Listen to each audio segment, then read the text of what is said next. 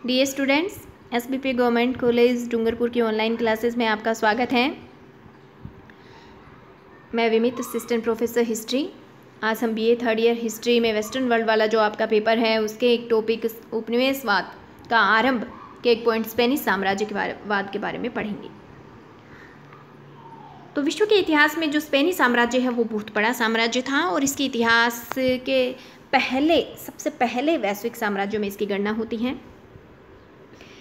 जो प्रारंभिक उपनिवेशीकरण का दौर था उसमें स्पेन के लोगों ने काफ़ी रुचि ली थी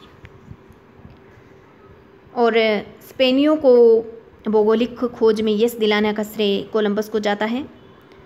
कोलंबस ने 1492 में अपना समुद्री अभियान किया था। कोलंबस ने अपने प्रथम अभियान के दौरान बहामा द्वीप समूह, सैन सल्वाडोर, क्यूबा के उत्तर पूर्वी तट, हैती, इनकी खोज की थी। क्षेत्र दिए गए हैं ये क्यूबा, सैन सल्वाडोर। फिर उसके बाद इसने अपने दूसरे अभियान के दौरान, जब दूसरी बार कोलंबस को अमेरिका भेजा गया था, तो इसने वेस्ट इंडीज़ के असंख्य द्वीपों की खोज की थी और तीसरे अभियान के दौरान त्रिनिदाद और ओरिनिको के मुहाने की खोज की थी। चौथी यात्रा के दौरान कोस्टा रिका और होंडुरास की खोज की थी। ये जो रेड कलर के क्षेत्र हैं, टेरिटरीज लॉस्ट बिफोर और during the Spanish American wars of independence, Spanish territories को दर्शाते हैं ये।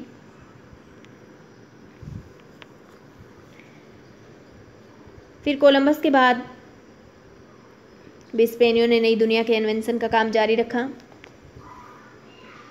आगे चलकर स्पेनियों ने मैक्सिको नगर में संचित सोने चांदी के भंडारों को अपने अधिकार में कर लिया।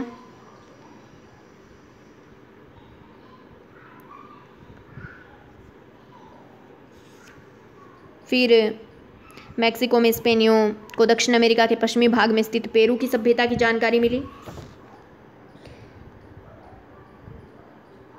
पेरू की सभ्यता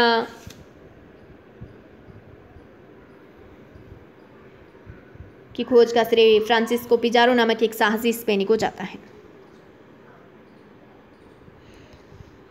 और पेरू और इंका साम्राज्य में पिजारो पहुंच गए थे।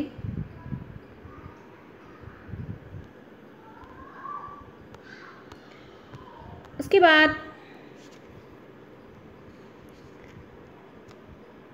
स्पेनी सेनानायकों ने अपना काम आगे भी जारी रखा। स्पेनियों ने पेरू को भी लूटा और पेरू की लूट ने स्पेन को काफ़ी धनी भी बना दिया था।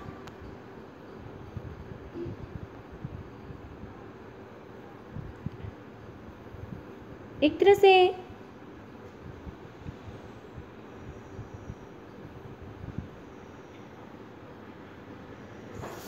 पेरू में उन्होंने संचित स्वर्ण, रजत, रत्न भंडार को लूटकर पेरू को बिल्कुल खाली कर दिया था।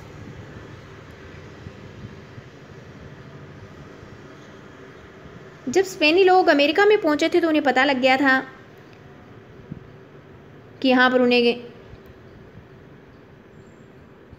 गरम मसाले, कपड़ा, रेशम नहीं मिलने वाला।